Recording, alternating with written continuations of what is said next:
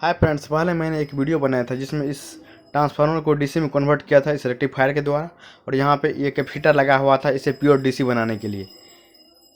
तो एक फ्रेंड इस वीडियो को देखने के बाद मुझे कमेंट किया कि हम यहाँ पे कितना वोल्ट का कैपेसिटर लगाएंगे तो यहाँ पर जो आउटपुट आएगा वो 15 वोल्ट का आएगा, क्योंकि मेरे पास 15 वोल्ट का मोटर है। तो हम यहाँ पे आपको यहाँ पर सारा कैपेसिटर लगा कर दिखाएंगे ये कितना आउटपुट देता है, कितना वोल्ट का कैपेसिटर लगाने पर हमें किस तरीक़ा से कैपेसिटर लगाना है, और जब हम इसमें लोड लगाते हैं तो ये इसका आउटपुट जो है वो कितना वोल्ट देता है। तो पहले हम इसमें 220 वोल्ट का एसी सप्लाई दे देते हैं ट्रांसफार्मर में। अब यहाँ पे आप देख सकते हो ये स्पार्क कर रहा है। यहाँ पे इसे टच करने पे इलेक्ट्रिक शॉक नहीं लगता है, क्योंकि इसका जो वोल्ट है बहुत कम है, लगभग 30 वोल्ट के आसपास। ये आपको इलेक्ट्रिक शॉक नहीं मारेगा, डीसी हो या एसी हो। और उसमें भी बहुत चीज़ पे डिपेंड करता है, आपका हाथ भींगा हुआ है या नहीं है, आपके शरीर का रेसिस्टेंस कितना है, इस पर भी डिपेंड करता है।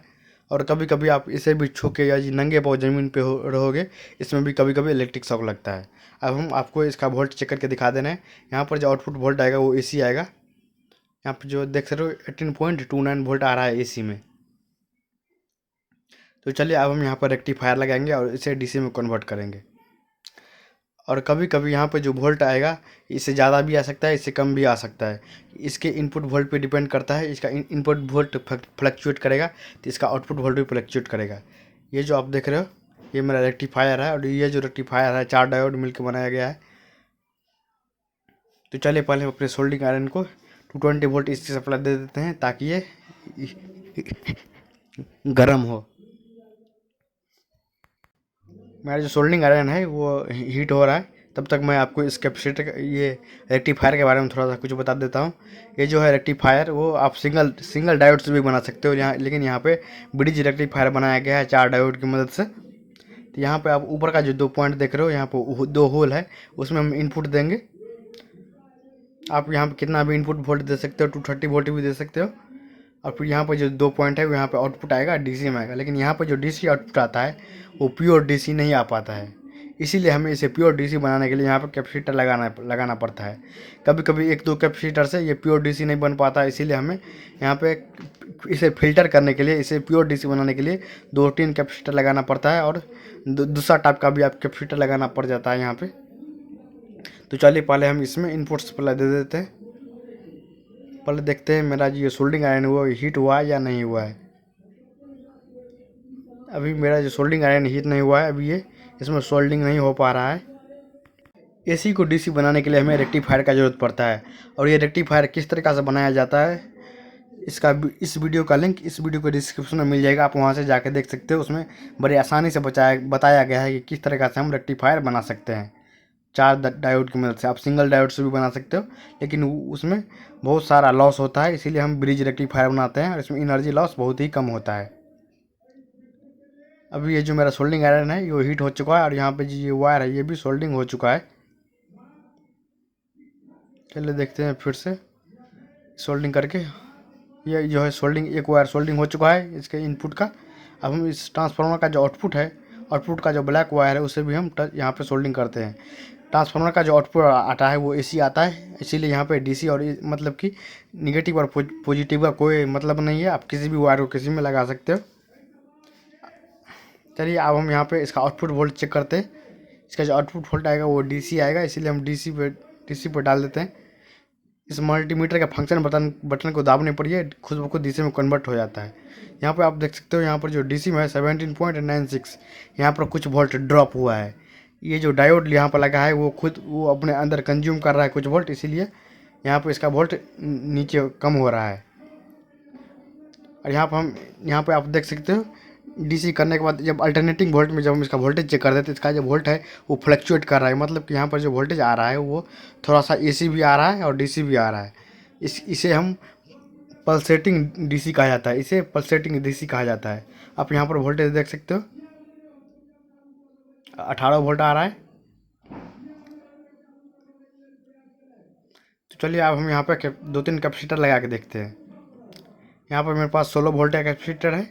चलिए आप पहले हम इस 16 वोल्ट का कैपेसिटर को इसमें लगा के देखते हैं, लेकिन इसमें जो हम लगाएंगे पॉजिटिव को पॉजिटिव में लगाना है, नेगेटिव को नेगेटिव में लगाना है। तो कैपेसिटर में जो ब्लैक कलर का लाइन है वो नेगेटिव है, उसे नेगेटिव में लगाना है। इससे पहले हमें मल्टीमीटर से चेक कर लेना है कौन सा पॉजिटिव है कौन सा नेगेटिव है, और उसी तरह हमें पॉजिटिव को पॉजिटिव में लगाना है और नेगेटिव को नेगेटिव में लगाना है, नहीं तो ये मेरा जो कैपेसिटर है वो ख़राब हो जाएगा, ब्लास्ट भी कर सकता है। और यहाँ पर जो आउटपुट आ रहा है रेक्टिफायर से वो 17 वोल्ट आ रहा है, लेकिन कैपेसिटर जो है वो 16 वोल्ट का है, 16 वोल्ट का है, 1 वोल्ट कम है। तो चलिए देखते हैं ये इसका कैपेसिटर का क्या होता है। ये आप देख सकते हो, ये जो कैपेसिटर है ये हीट होना शुरू हो चुका है, और यहाँ पर मैं आपको वोल्टेज चेक करके दिखा दे रहा हूँ।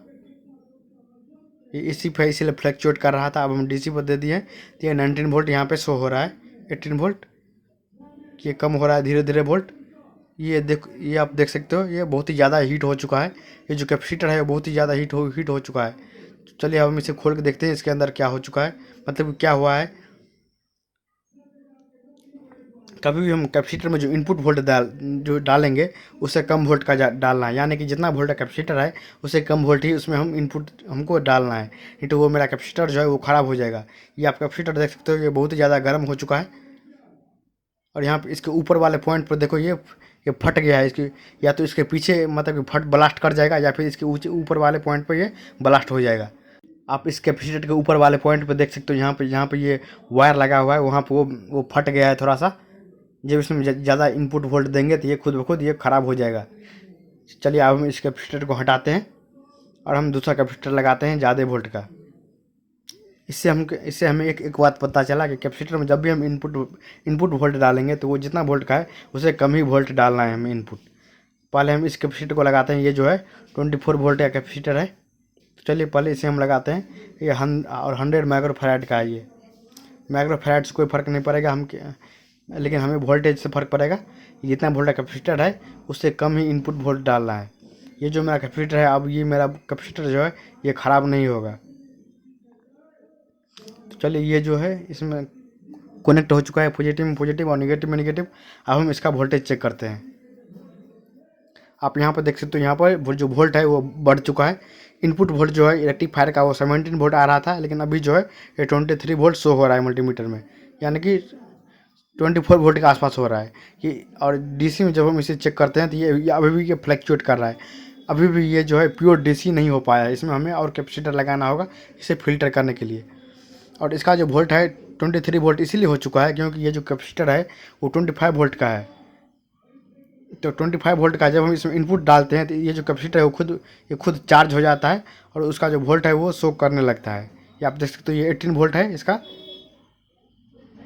रेक्टिफायर का जो आउटपुट है वो 18 वोल्ट है, लेकिन जब हम इसमें लगाए ये कैपेसिटर वो 23 वोल्ट शो हो रहा था, क्योंकि ये जो कैपेसिटर है अपने अंदर चार्ज को इंस्टॉल कर लिया था, मतलब कि चार्ज हो गया था, और वही वोल्ट यहाँ पे शो हो रहा था। तो चलिए अब हम इस कैपेसिटर को हटा देते हैं और यहाँ पे हम ये कैपेसिटर लगाते हैं। ये 230 वोल्ट का है, ये 250 वोल्ट का है, इससे कम वोल्ट का कैपेसिटर मुझे नहीं मिला। तो चलिए इसे हम लगा के देखते हैं इसका वोल्ट बढ़ता है या नहीं बढ़ता है। इसको भी पॉजिटिव को पॉजिटिव में लगाना है और नेगेटिव को नेगेटिव में लगाना है। आप कम वोल्ट का जब कैपेसिटर लगाओगे तो उसका वोल्ट मतलब ज़्यादा बढ़ जाएगा, और बहुत ज़्यादा वोल्ट का लगाओगे तो उतना ज़्यादा नहीं बढ़ेगा, मतलब जितना क्षमता होगा उसे इसे इनपुट का उतना ही वो इसमें चार्ज हो जाएगा, और वही वोल्ट इसमें शो होना शुरू हो जाता है। अब यहाँ पर आप देख सकते हो, ये 23 वोल्ट था उसमें, यहाँ पर अब 24 वोल्ट है, 1 वोल्ट इसमें बढ़ गया है। तो चलिए अब मैं आपको इसमें एक मोटर लगा के दिखा दूंगा। मोटर लगाने के बाद इसका रिएक्शन क्या होता है, इसका वोल्टेज वो उतना ही रहता है, बढ़ जाता है या फिर कम हो जाता है। तो चलिए अब मोटर का जो दोनों वायर है इसे भी हम इसमें सोल्डिंग कर दे रहे हैं, ताकि जब हम इसमें मल्टीमीटर का प्रोब लगाएं तो आसानी से लगा चुके हैं। लेकिन जब हम इसमें इनपुट वोल्ट डालते हैं तो इसका वोल्ट ज़्यादा है, इसीलिए ये अचानक से मोटर रोटेट करता है।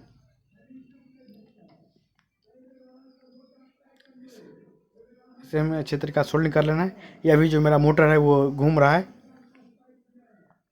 तो चलिए अब हम इसका वोल्टेज शो करते हैं, कि मतलब चेक करते हैं मल्टीमीटर के द्वारा कि कितना वोल्ट दे रहा है।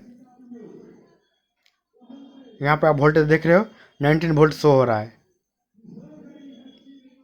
मतलब कि जब हम इसमें कैपेसिटर लगाते हैं तो वो अपने अंदर एनर्जी को स्टोर कर लेता है और उतना ही वोल्ट शो होता है। लेकिन जब हम इसमें लोड लगाते हैं तो उसका कुछ वोल्ट जो है वो कम हो जाता है। देखिए अभी इसमें लोड लगा हुआ है, मोटर रोटेट कर रहा है, तो उसका वोल्ट जो है अभी 19.94 दिखा रहा है, यानी कि 20 वोल्ट के आसपास दिखा रहा है। अब हम इसमें वोल्ट मीटर लगा हुआ है। अब हम इसके वायर को निकाल देते हैं। अब देखना ये तुरंत इसका वोल्ट जो है ये ज़्यादा हो जाएगा। देखिए मोटर निकालते ही ये 24 वोल्ट हो चुका है, तुरंत इसका वोल्ट ज़्यादा हो गया। क्योंकि जब इसमें लोड लगा हुआ रहता है तो इसका वोल्ट जो है वो कंज्यूम करते रहता है मोटर, और जब हम इसे निकाल देते हैं तो ये कैपेसिटर चार्ज हो जाता है और उसका वोल्ट शो होना शुरू हो जाता है। चलिए इस दोनों वायर को भी निकाल देते हैं। और मैं आपको एक और चीज़ बता दूंगा कि इसे जब भी हम कैपेसिटर को चार्ज करें तो उसे डिस्चार्ज करना नहीं भूलें, नहीं तो उससे हमें इलेक्ट्रिक शॉक लग सकता है।